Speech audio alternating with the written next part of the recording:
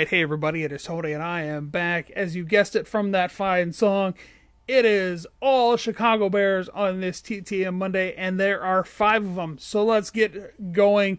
And the first one comes from Brian Bashnagel. It's a little too young for Brian Bashnagel's career. He was wrapping up, as I can barely remember the 85 season. Barely. I was 4 during that season, and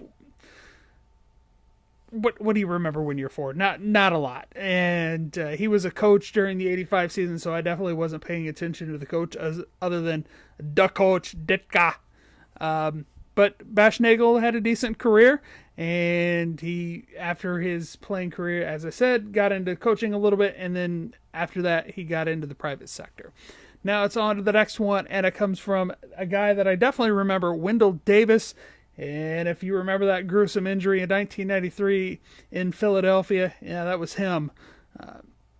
His cleats got caught in the turf at Veterans Stadium and ruptured both patella tendons, effectively ending his career. He did try one more time a couple of years later after rehabbing, just couldn't give it a go. And him and his wife actually were trying to sue Veterans Stadium, the city of Philadelphia, and anybody who was running the stadium, because the AstroTurf and the vet was absolutely terrible and was causing a bunch of injuries. I was catching up on that story last night and was reading some Sports Illustrated from around that time, and the Veterans Stadium people were saying, no, the turf is fine. It's in everybody's head. Yeah, it really wasn't. Glad they changed it and went to the softer stuff that they're playing on now. Now it's on to the next one, and it comes from Emery Moorhead. I definitely remember Emery Moorhead as his career was wrapping up. Definitely as I was remembering things going on in football, especially that strike in 1987, as I refused to play backyard football with my friends because the NFL was on strike. He wrapped up in 1988, and definitely remember watching the Bears then. Now it's on to the next one, and it comes from Walter Payton's best friend, Matt Suhey. Yes, Matt Suhey was a great lead block for Walter Payton, and he was also a great back himself.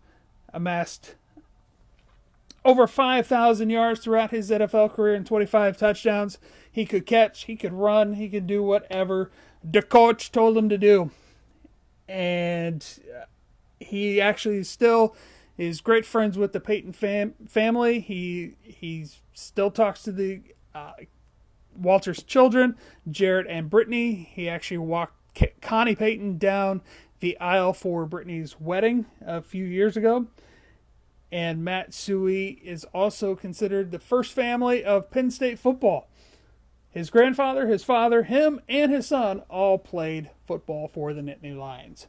Now it's on to the final TTM, and who is the best quarterback? It's always the backup, especially if your starter's struggling. Peter Tom Willis, definitely one of those guys who Bears fans always thought should deserve a chance. When he got his chance, not very good. He was actually a pretty successful commentator on the FSU Sports Radio Network, and unfortunately, he was too critical, or old man Bobby Bowden, senile Bobby Bowden, thought he was too critical, and Bobby Bowden had too much clout and was able to get rid of Peter Tom Willis from the booth and fired him because he was too critical and too mean.